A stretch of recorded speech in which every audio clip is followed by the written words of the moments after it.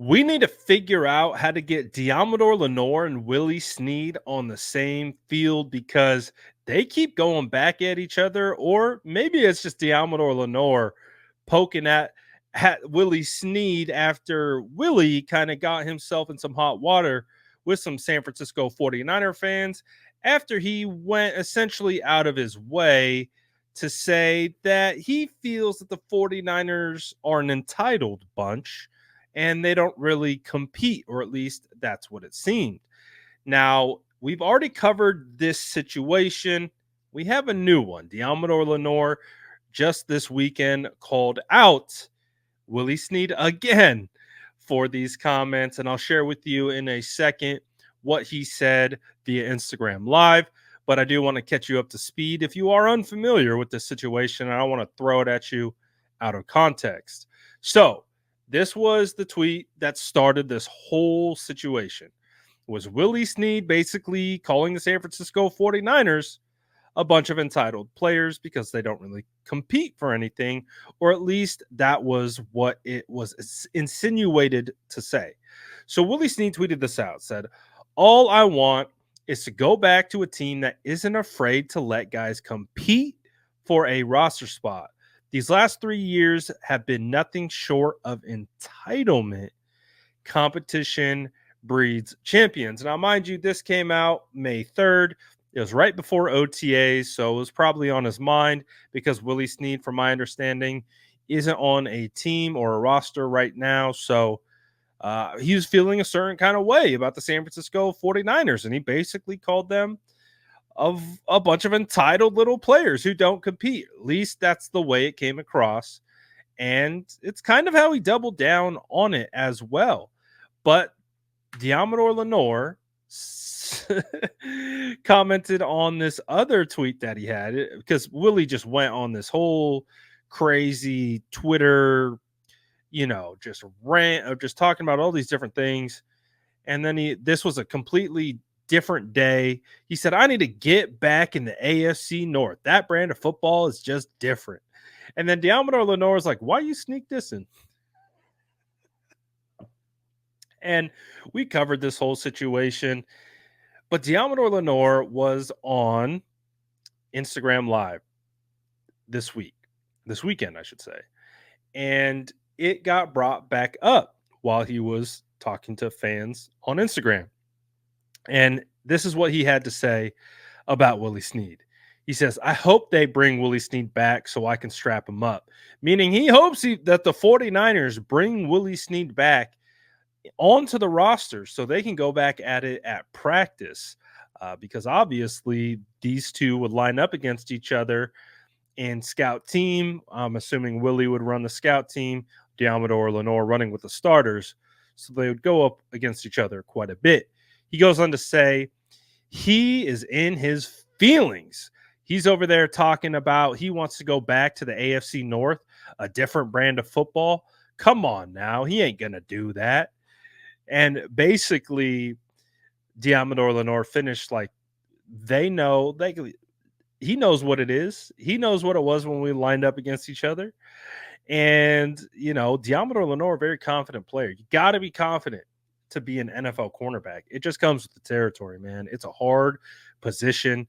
You find yourselves in big time moments and big time plays. Sometimes it always doesn't go your way. So you got to be able to have this confidence to be able to let things go by you and be able to just continue to be confident in your abilities. Well, we know with him, he's very confident. And on top of that, he doesn't like when people speak out against his team like this. And I love that he wants Willie Snead back on the roster to get after it. But again, it opens up a conversation about multiple different things. Like, are the 49ers entitled? Do they have a competition problem? And honestly, I have a hard time subscribing to that because when I think, especially the wide receiver room, when I think back to Brandon Ayuk's 2021 season, we were expecting him to be a big time star. I projected Brandon Ayuk in 2021. I don't know what I was thinking, but I believed that Brandon Ayuk was able to get 1,400 receiving yards or all-purpose yards in 2021.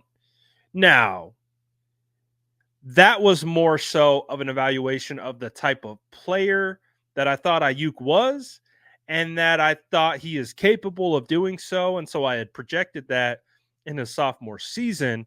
And I tend to project out wide receivers, I think a little bit too early because I get really excited about the talent. The talent is very visible.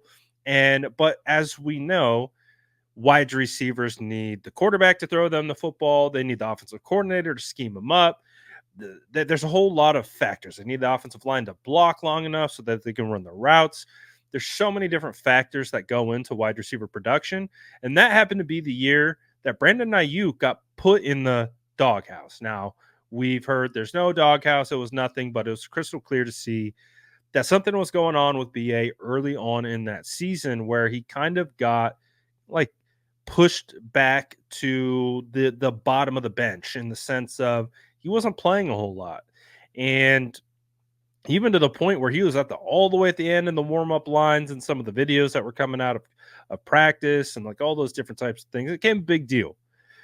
That's why I have a hard time with, and that's obviously we don't know exactly what was going on in that situation, but if you were an entitled first round draft pick in which the 49ers selected, they traded up to pick you, you would think that you would get every single opportunity to go out in year two, to have an even bigger season. And the 49ers early on said, you know what? We think you need to take a step back before you take a step forward. And that's exactly what happened. So